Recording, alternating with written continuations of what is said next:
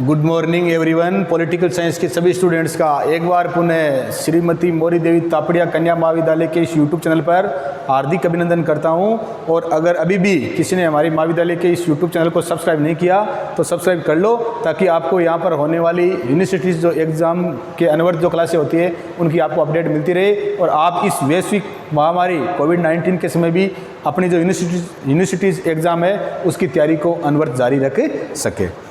हमारा जो previous video है वो गुटनिरपेक्षता से संबंधित था। गुटनिरपेक्षता के समन्वय ब्यूरो, शिखर सम्मेलन, विदेश मंत्रियों की बैठक, इससे संबंधित हमने चर्चा की थी। आज हमने ये जो गुटनिरपेक्षता है इसकी उपलब्धियां, अचीवमेंट्स ऑफ नॉन अलाइनमेंट, इसने क्या उपलब्धियां हासिल की है, इन उपलब्धियों की हम चर्चा करेंगे। तो गुटनिरपेक्ष आंदोलन बार बार बता चुका हूँ मैं, 1955 में जो बांडुंग में सम्मेलन हुआ था।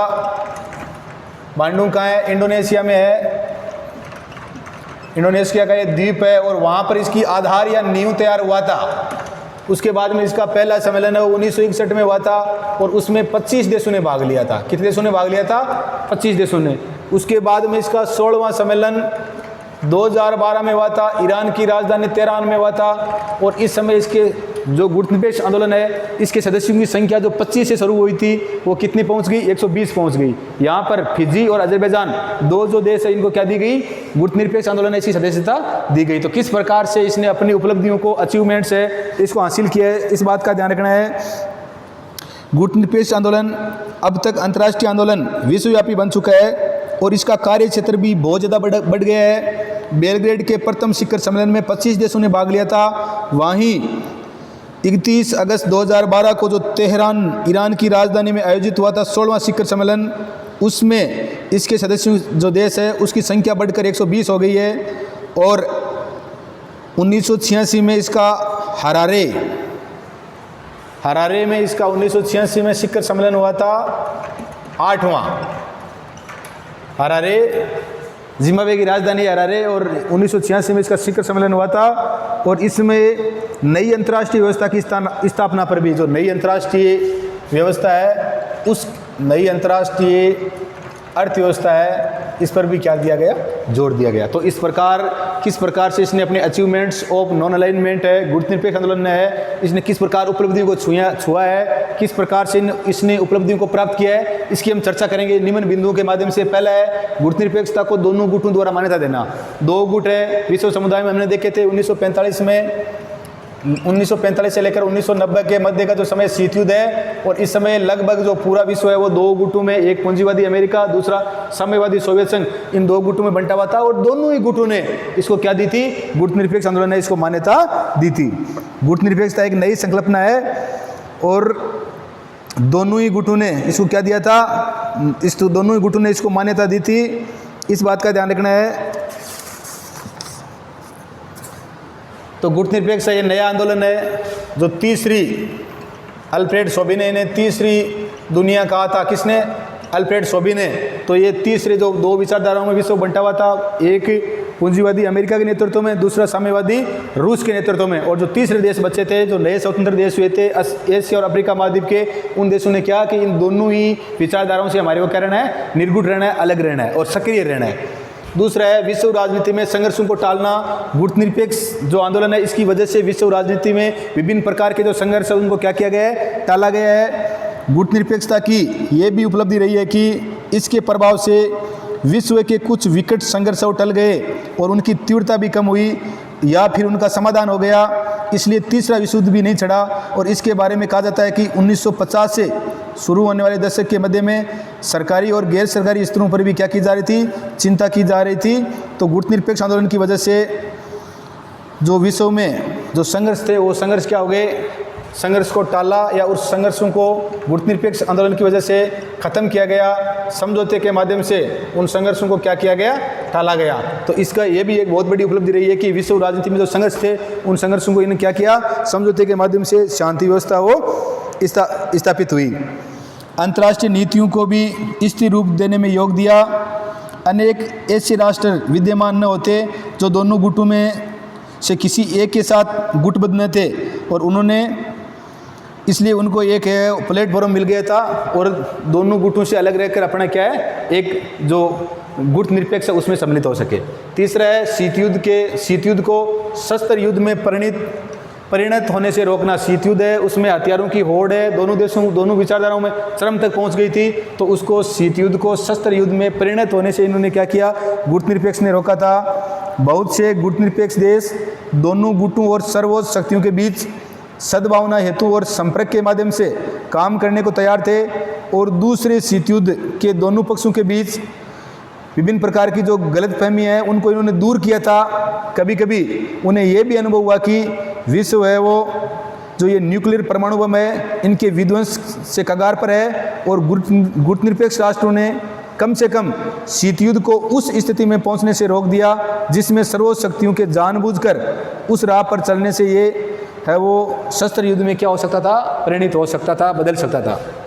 अगला है शीत युद्ध को देतांत का मतलब होता है फ्रांसीसी शब्द है देतांत, शिथिलता। तो शीत युद्ध को इसने जो गुट निरपेक्ष आंदोलन है इसने शीत युद्ध को क्या किया था, शिथिल किया था, शिथिलता प्रदान की थी। शीत युद्ध को दितांत अर्थात तनाव शिथिले की स्थिति में लाने का जो श्रेय है वो किसको है, गुट निरपेक्ष आंदोलन को ही है। अगला है निशस्त्रीकरण और अस्त्र नियंत्रण की दिशा में क्या प्रगति। निशस्त्रीकरण और जो अस्त्र नियंत्रण है इसमें भी इसने क्या किया, गुट निरपेक्ष आंदोलन ने प्रगति की, और इसके कारण भी विश्व में अस्त्र जो नियंत्रण है या हथियारों को क्या कर लिया गया, नियंत्रण कर लिया गया। निशस्त्रीकरण और अस्त्र नियंत्रण के लिए बातचीत करने में गुट निरपेक्ष देशों ने जो भूमिका निभाई उसमें उन्हें एकदम सफलता तो नहीं मिली, फिर भी उसने लोगों को ये नहीं भूलने दिया कि विश्व शांति को बढ़ावा देने की सारी चर्चा के सामने अस्त्र शस्त्र बढ़ाने की बेलगाम दौड़ कितनी खतरनाक है। 1954 में न्यूक्लियर शस्त्रों के परीक्षण पर प्रतिबंध लगाने के जो प्रस्ताव रखे थे वे 1963 में LTBT 1963 में आंशिक परीक्षण प्रतिबंध संधि 1963 में LTBT आंशिक परीक्षण प्रतिबंध संधि है, इसके रूप में है वो सामने आया था। और हमारे देश की प्रधानमंत्री श्रीमती इंदिरा गांधी ने कहा गुट निरपेक्ष आंदोलन से शांति का मार्ग प्रशस्त हुआ है। प्रधानमंत्री श्रीमती इंदिरा गांधी ने कहा था कि गुट निरपेक्ष आंदोलन से क्या हुआ है, शांति का मार्ग प्रशस्त हुआ है। गुट निरपेक्ष आंदोलन से शांति का जो मार्ग है वो क्या हुआ है, प्रशस्त हुआ है। ये ऐसा किसने कहा था, प्रधानमंत्री श्रीमती इंदिरा गांधी ने कहा था।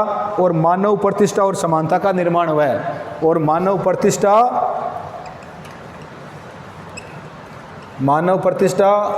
और समानता का निर्माण हुआ है। अगला है संयुक्त राष्ट्र संघ के स्वरूप को रूपांतरित करना। संयुक्त राष्ट्र संघ है इसके स्वरूप को क्या करना, रूपांतरित करना। गुट निरपेक्षता की नीति और गुट निरपेक्ष राष्ट्रों ने संयुक्त राष्ट्र संगठन को कुछ दृष्टियों से हमेशा के लिए रूपांतरित कर दिया या बदल दिया। एक तो अपनी संख्या के कारण, इसकी संख्या निरंतर बढ़ रही थी। हमने पढ़ा था 1961 में इसकी सदस्य संख्या 25 थी, जो 2016 में जो इसका 2012 में इसका जो 16वां सम्मेलन हुआ था वहाँ पर इसकी सदस्य संख्या कितनी पहुँच गई, 120 पहुँच गई थी। तो इस दृष्टि में इसने संयुक्त राष्ट्र संगठन को छोटे राज्यों के बीच शांति कायम रखने वाले संगठन से ऐसे संगठन में रूपांतरित करने में सहायता दी जिसमें छोटे राष्ट्र बड़े राष्ट्रों पर कुछ नियंत्रण रख सके। और गुट निरपेक्ष आंदोलन ने संयुक्त राष्ट्र महासभा की भूमिका को भी बढ़ा दिया, जिसमें सभी सदस्यों का बराबर प्रतिनिधित्व होता है, और सुरक्षा परिषद की भूमिका का महत्व कम कर दिया, जो जिसकी सदस्यता है वो सीमित और असमानता पर आधारित है। अगला जो है वो है विकासशील राष्ट्रों के मध्य आर्थिक सहयोग है इसकी बुनियाद। विकासशील राष्ट्रों के मध्य आर्थिक सहयोग की बुनियाद रखने में गुट निरपेक्ष राष्ट्रों को क्या मिलती है, सफलता मिली है। ये आर्थिक रूप से भी जो विकासशील देश है वो आपस में क्या कर रहे हैं, सहयोग कर रहे हैं। तो एक बुनियाद या एक नींव रखी है जिसमें विकासशील देश आपस में क्या कर सके, सहायता कर सके। कोलंबो शिखर सम्मेलन में कोलंबो है ये श्रीलंका है, ये 1976 में हुआ था। कोलंबो शिखर सम्मेलन है 1976 में हुआ था और कोलंबो कहाँ है? श्रीलंका में है। और ये 5वां शिखर सम्मेलन था। कौन सा था? 5वां शिखर सम्मेलन था। तो कोलंबो में जो 5वां इसका शिखर सम्मेलन हुआ था उसमें एक आर्थिक घोषणा पत्र स्वीकार किया गया और जिसका मुख्य आधार ये था कि गुटनिरपेक्ष राष्ट्रों के बीच अधिकाधिक आर्थिक सहयोग हो और इस आर्थिक सहयोग के लिए प्रत्येक संभव प्रयत्न किए जाए। गुटनिरपेक्षता आर्थिक सहयोग का एक संयुक्त मोर्चा है। गुटनिरपेक्षता है वो गुटनिरपेक्षता आर्थिक सहयोग का क्या है? एक संयुक्त मोर्चा है। गुटनिरपेक्षता आर्थिक जो सहयोग है उसका क्या है? एक संयुक्त मोर्चा है।